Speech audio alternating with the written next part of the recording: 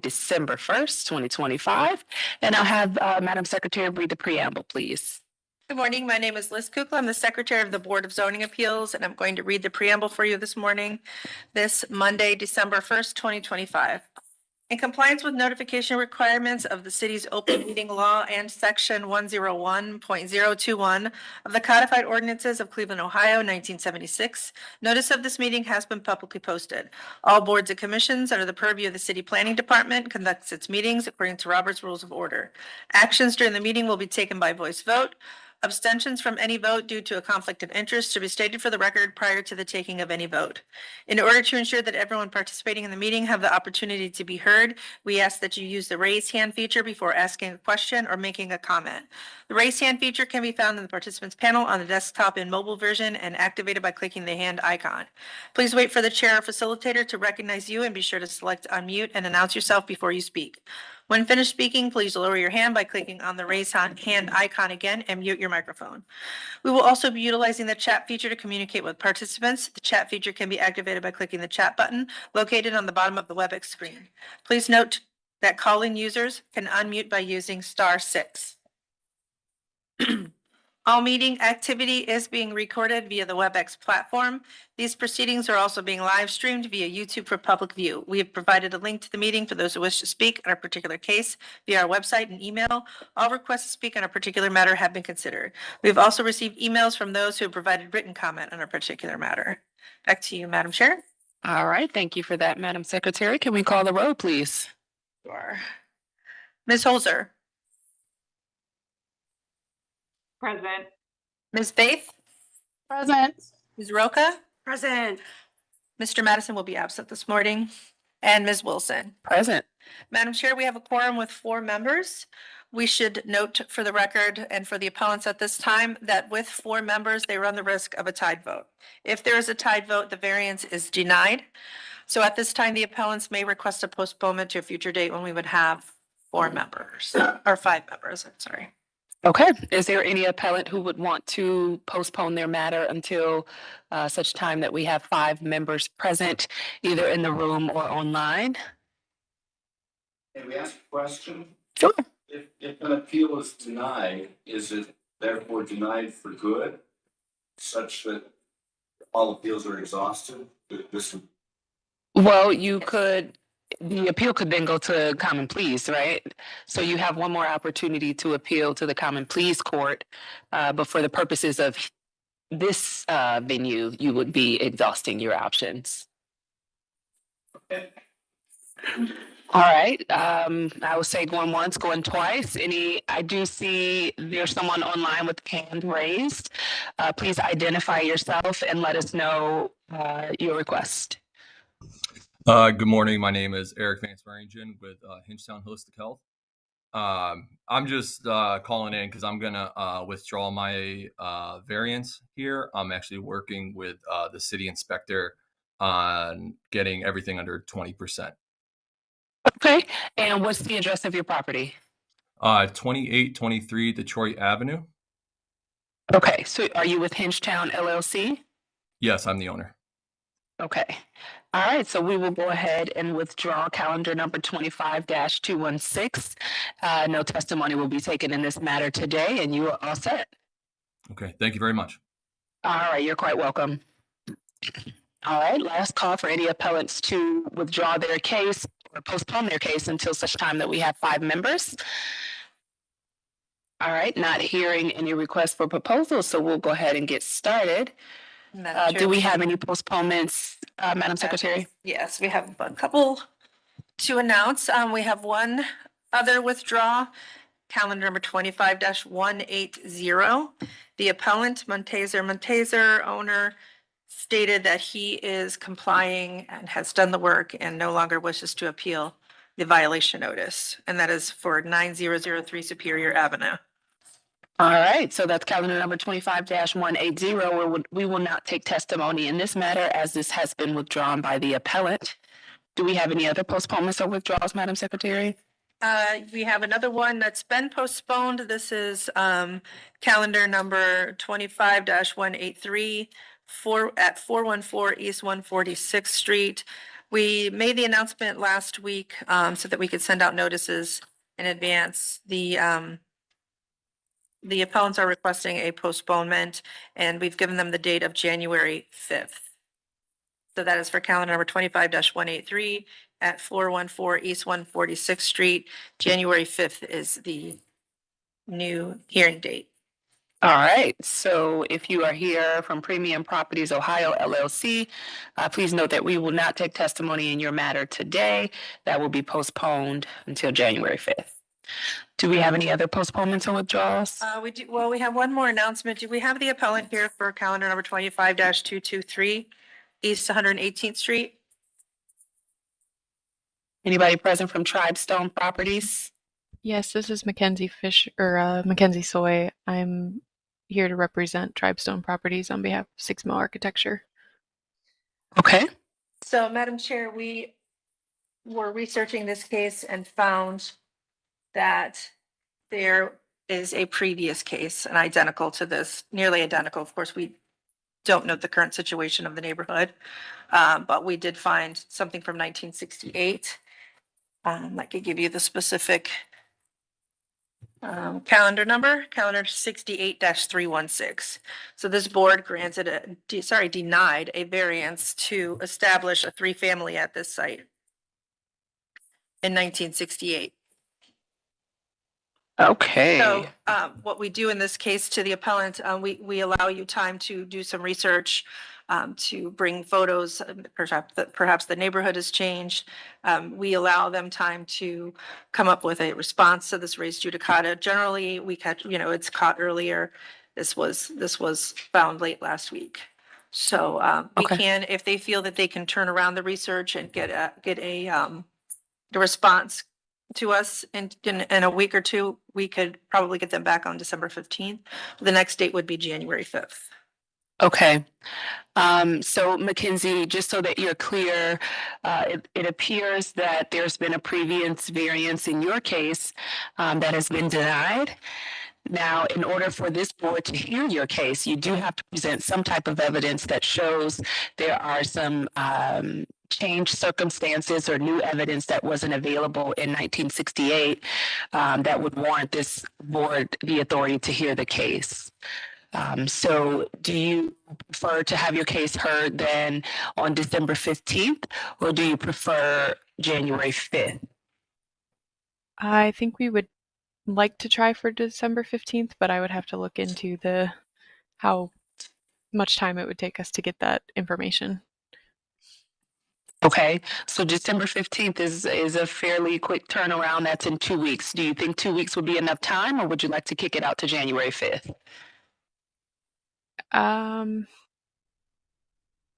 I guess let me ask you this question. If I say December 15th and we can't obtain this information, can we push it again, or is that not applicable?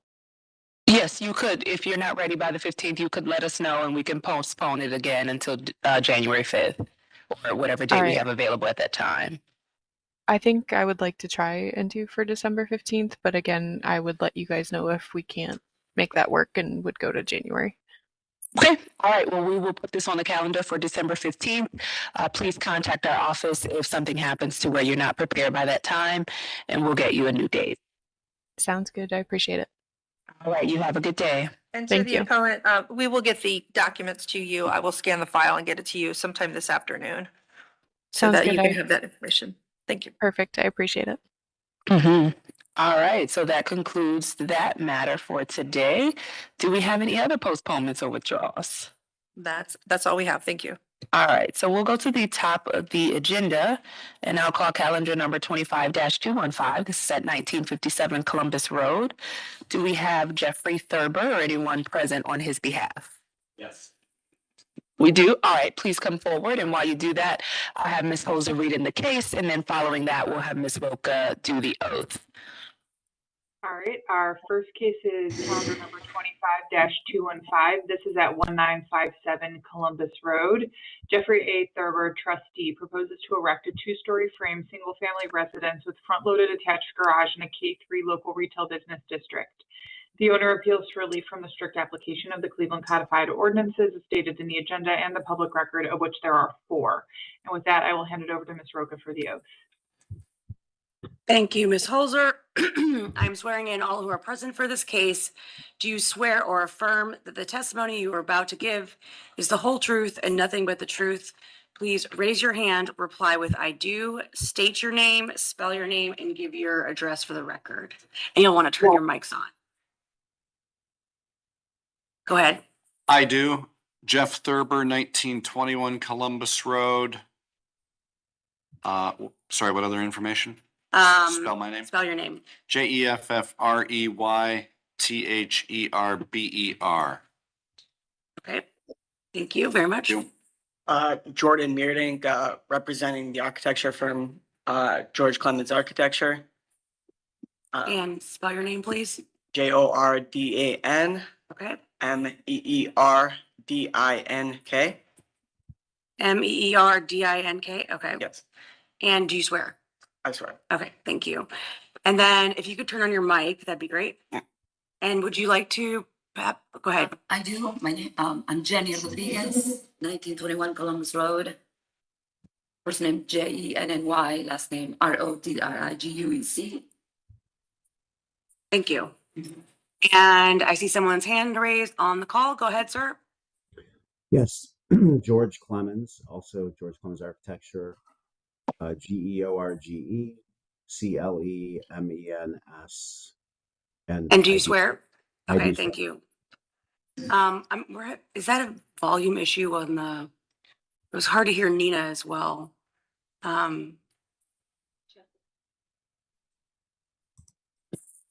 And then is there anyone else on the call who would like to speak in this matter? Ms. Gregonis, I see you're on the call. Are you on the call for this case? Hi. Yes. Hi. Good morning.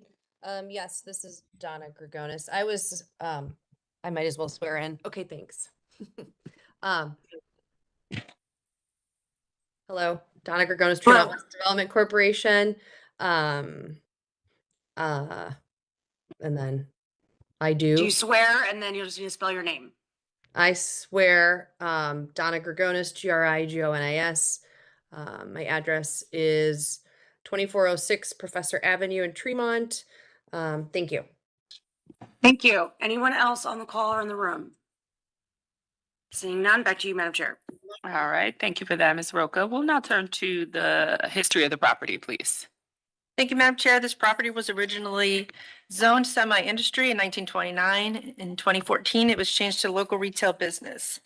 The most pertinent information is that in 2017, a permit was issued to demolish a one-story single family on the site. And then there's one variance case in calendar 18-119, and that would be in 2018. This board granted a variance to erect a 3-story, 1,733 square foot single-family house, contrary to the side yard area and distance from main building requirements. There were no conditions on that variance. All right, thank you for that. Can we have legal, please? Madam Chair, members of the board, appellant is requesting area variances from the attached garage, front yard setback, and required rear yard requirements of the zoning code. To obtain the area variances, appellant must prove that denying the request will create a practical difficulty not generally shared by other land or buildings in the same district, will deprive the appellant of substantial property rights, and that granting the variances will not be contrary to the purpose and intent of the zoning code. And there's note, the board is limited in its ability to grant a front yard variance unless appellant demonstrates compliance with section 329.04C. All right, thank you for that. We'll now turn to the project team. Who would like to speak first? I think I can speak. All right, just state your name and go right ahead and give your comments. Okay, my name is Jordan Meerdink. And if you want to just go down the list 1 through 4. The first item was related to the garage being located on the rear half of the lot. In response to this, the site has significant topographic challenges. This has been noted by the city planning department. We're seeking a variance because the slope of the site creates a difficulty trying to push that garage back further into the site. There are several other examples on the street adjacent to this site where the garage has been located on the front half of the site on the same side of the street. If we're looking at the sketch provided, SK10, we can see that 1945 Columbus Road, 1949 Columbus Road, and 1951 Columbus Road all have garages located on the front half of this, on the front of half of the site. Particularly, 1945 Columbus Road is also like a double-sized site. So, and that's all within 100 feet of our own site. So that would be our general response to issue number 1. Should we just continue down the line for everything? Mhm. Okay. Item number 2, the front yard setback. So essentially, we're not really seeking a variance on this front yard setback. I believe that there was an exception to the front yard setback 357.06 that relates to alignment to existing building lines and says where no specific building line is indicated in the building zoning map on street frontage on one side of a street between 2 successive intersecting streets, but excluding the frontage along the street sidelines of corner lots where 20% or more of the aggregate street frontage of the building abutting therein is occupied by the main buildings. The average of the setbacks of the existing buildings within 100 feet on both sides of any lot shall be determined the location of the required front yard line for that lot, except that such front yard line shall not be required to be more than 40 feet back of the street line. The location of fences and other structures other than the building shall not be a consideration. And again, if you go back to the site context plan and go 100 feet from either line from the street, from our site, you can see that essentially on the site itself, at least 3 of the buildings that are within 100 feet over our sight line. One of the buildings is above in front of the 9.7 setback, and only a single building is behind the 9.7 setback. So averaging all these together gets us essentially a 3.1 foot setback. Now, that's seeking to use that as an exception to the rule. Should we be seeking out a variance to the rule, which we're not? That line is that 150-foot line going back to the regular. We still hit that line as a baseline for the next door neighbor coming ahead, and it still sitting behind the setback set by the neighboring property. Okay. Okay, you said there are 3 other buildings. I see 1, 2, and again, I don't have my glasses today, so help me out if I'm missing one. Okay. Okay. So so if I'm looking at the one furthest to the left is 1945. Then the one next to it is 1949, which has a 7.6 foot setback. Then the one next to it has an 11.1 foot setback, and that one would be the only one that for this 9.7 foot setback is the one that would hit our standard that we would be you're trying to make us obligated to hit. The one that is directly next to the site is over the property line, and that's the entire house, not just a porch or some other temporary structure. And then going on the other side, we have 1963 Columbus Road, and that is significantly over the property line. And again, that's also the permanent structure. So our current property that we're seeking to build is still set back from the property line, and it would be set back further than 3 out of 6 of the properties that are currently on that side of the street. Okay. And then do we have Chief Leonard present with us? I don't see her there. Good morning. Sorry, Shannon Leonard's actually out on vacation, much needed vacation, but Jukes is standing in for the zoning administrator, and then I could also explain a little more briefly of what the appellant is required for the front yard setback and what they're providing. Please go right ahead. I'll start off and then I'll let you maybe fill in. Okay. All right.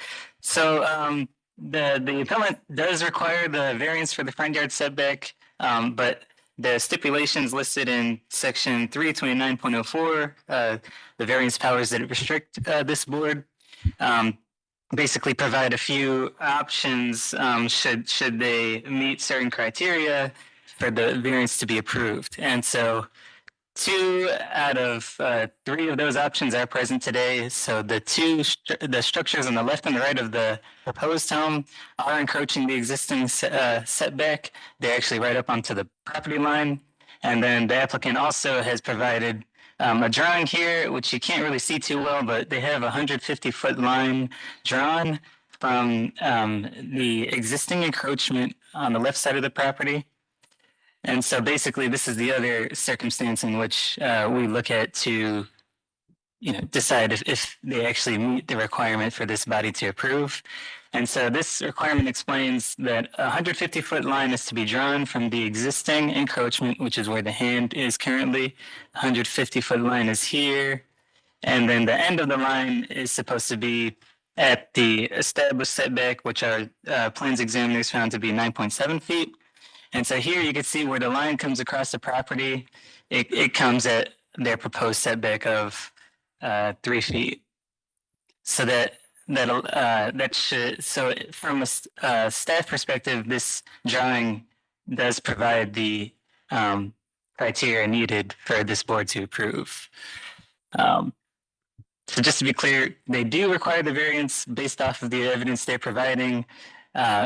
They're able to be granted the front yard variance. Okay, that was my question. So thank you for thoroughly explaining that. So now that puts us at number 3. Do you want to continue? Yes, thank you. Okay, so let's see. Number 3 deals with the rear yard setback, stating that the rear yard should not be less than 20 feet from the structure. And then again, this is dealing with the difficult slope on the site. So from the lowest slope to the highest slope, we have, I think, almost a 20-foot grade. And essentially, we are trying to provide a modestly sized rear deck so that our owners can have some sort of rear yard that they can use on the exterior. It doesn't obstruct anybody's sight lines. It's a structure that is not necessarily tied to the structural part of the house. And it also doesn't negatively affect the drainage, like laying down a concrete patio might potentially do. So we're trying to have as little as a footprint on the actual property as possible. And we found a deck to be it. Okay. And then finally, number 4 was dealing with seeking city planning approval. The project already has city planning approval. Perfect. So we received that before we began. All right. Does that conclude your comments? Yeah, unless Okay. does I will. anybody have any? Yep, I will turn to you, sir. Do you want to give comment or? No, that's adequately explained. I know it's all kind of obscure information when it's the first time that you've read it, but that explains it from our side. Okay, If you have Any perfect. questions? All right. And then what about you, Jenny? Do you want to give comment? All right, you're all set. All right. And then I'll look to you, Mr. Clemens, online. Do you have any additional comment to provide? Only the question of whether those 4 elements will be voted on separately or as a group. We'll vote on them at once. Okay. Any questions from the board? Madam Chair, I'm just curious. Mhm. Do the, I probably the architect, are you planning on using the existing curb cut? We are planning on using we are planning on using the existing curb cut. Great, thanks. That's all I needed. All right. Any other board members have questions? I guess, I have one, Madam Chair, to the appellant. It's clear there are other, front-loaded garages on the street, and you've testified to that. But in terms of, ensuring pedestrian safety, part of the reason that variances are needed for these types of garages is because sometimes they can cause conflicts with cars and people. So with that, in mind, can you describe for the board how you'll minimize any potential conflicts with pedestrians who might be walking on the sidewalk in front of this house? May I grab that one? Sure. Please do. Part of the entire reason for that proposed design being L-shaped is so that we can have as wide a driveway as possible so that we can be pulling out onto Columbus Road as opposed to backing out. And there's a selfish motivation for that because we live on Columbus Road. When that bridge goes up, it's almost impossible to get out of our driveway. So the solution, the only solution really for us, we were not interested in living there if we had to back into Columbus Road. So that driveway is as wide as it is so that you can back out of the garage, pull onto the street. And I think that should be, that's the greatest step toward pedestrian safety that you could have. No one backing out. Agreed. Okay. Yeah, and it is a challenging, street with the bridge, and then also just, if there's anything going on downtown, that street ends up getting backed up pretty significantly. So I'm happy to hear that you have a plan for both ease of getting your vehicles in and out, and then also those who might be walking and riding bike.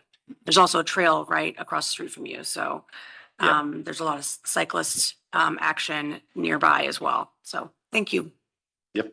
All right. Donna Grigonis, do you want to provide any comment at this time? I'd like to defer to the residents on the call if there are any. I haven't, this is sort of, I know very little about the case to listen. Thank you. Okay, not a problem at all. Mr. Bay, what about comments on behalf of city planning? Anything? Good morning. My name is Xavier Bay, representing City Planning. We're generally supportive of the variances today. As was mentioned, the site constraints do make it very difficult to place the garage any further back. This seems the furthest back that it could actually go without, a lot of severe, work on the slope in the rear there. Other than that, we're supportive of the front yard variance. As was mentioned, they meet the criteria and circumstances to get that. And the rear yard also kind of same rationale. The slope in the rear makes it very difficult for anybody to develop any deeper into the lot. So we're supportive of the variances today. All right, thank you for that, Mr. Bay. I will turn to the board now. I'll entertain a motion.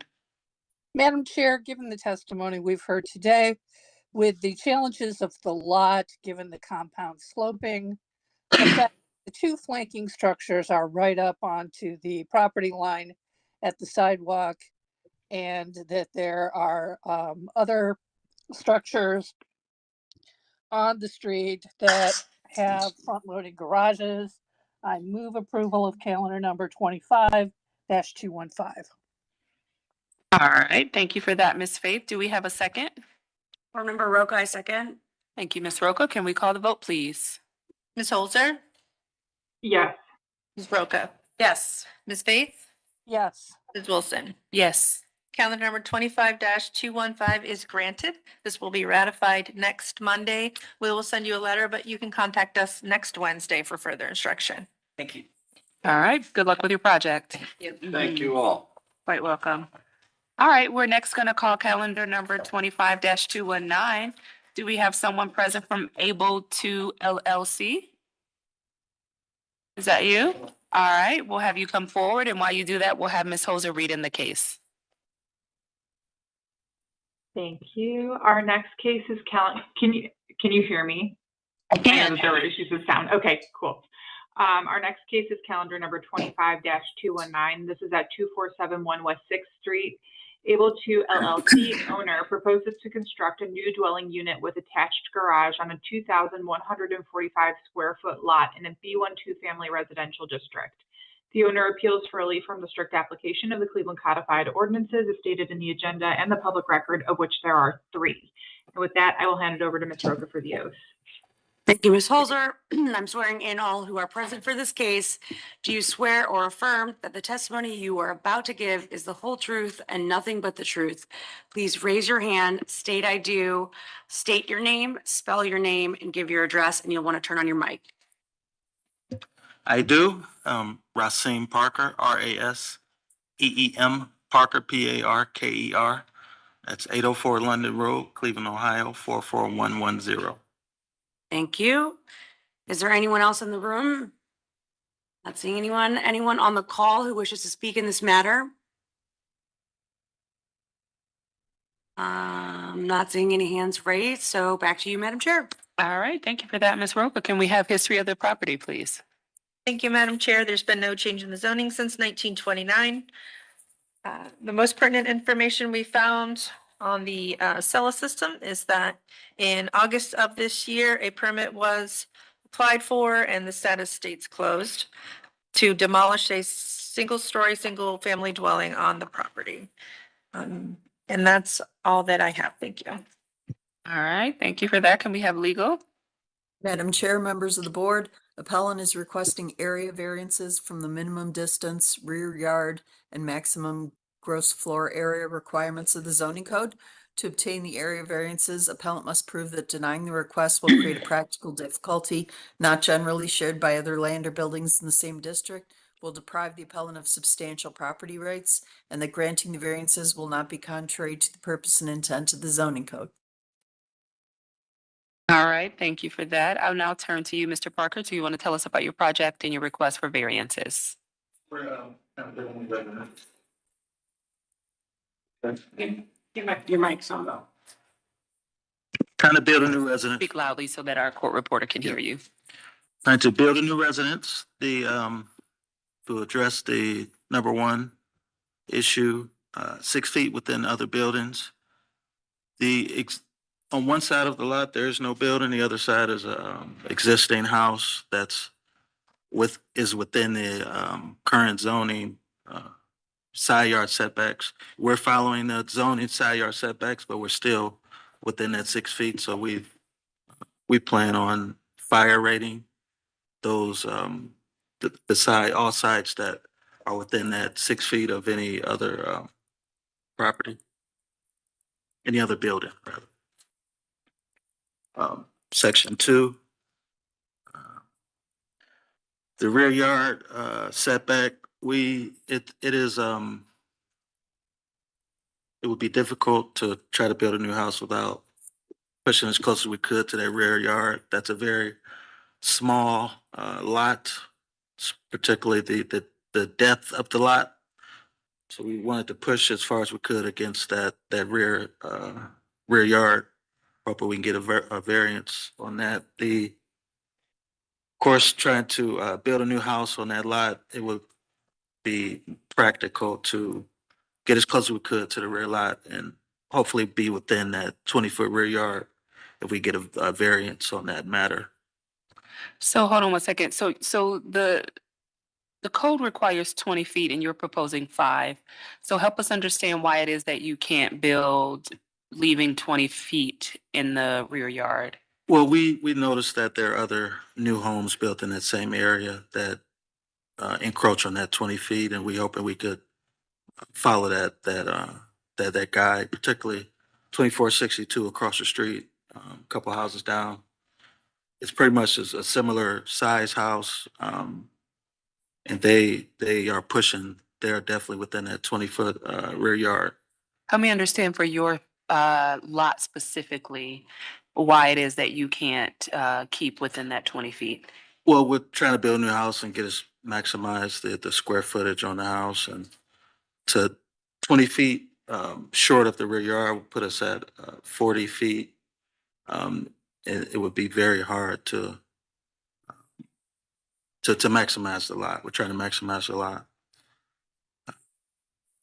Madam Chair, our records indicate that the dimensions of the lot are 33 by 65.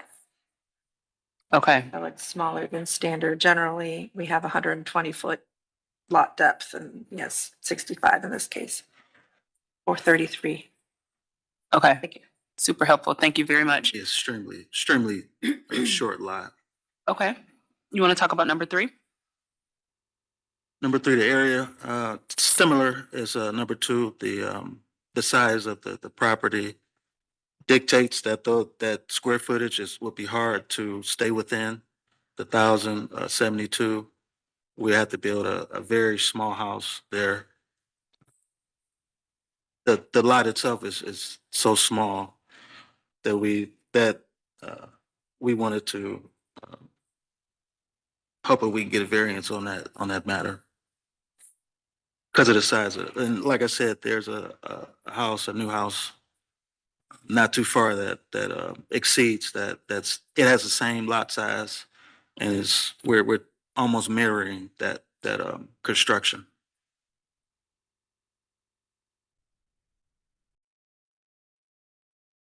All Madam Chair, I right. have Does a- that conclude your comment? Yes. Okay. Go ahead. Questions from the board? So with respect to the rear yard, so you're not gonna have really any backyard space. No, this And there's lot no- is really Just, I see a It doesn't- AC unit back there and that's basically yeah, it. we got 5 feet off of the property line. And that's enough room to get back there and, repair Service the, it, yeah. yep. Okay, so you really are trying to use all of the space on the lot.